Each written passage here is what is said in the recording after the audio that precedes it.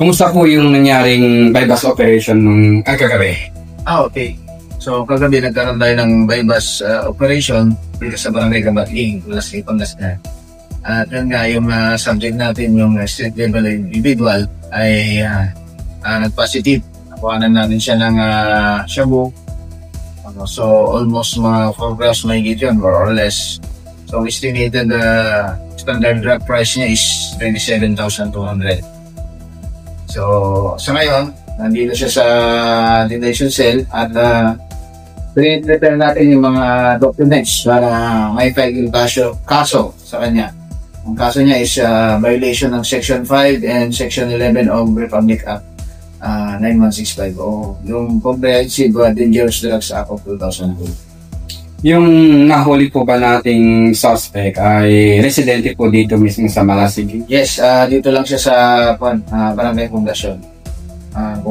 Malasig Council.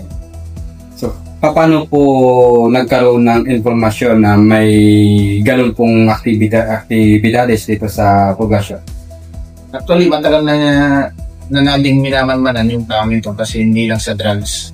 Kundi may mga involvement din siya sa mga nakaw na motor sa bayan. At nung Lunes nga, siya rin yung napailan natin ng kaso ng kidnapping. Yung motor na recover na natin sa La Union na. At nabanggit naman niya na siya talaga, siya sa mga kumuha doon sa motor.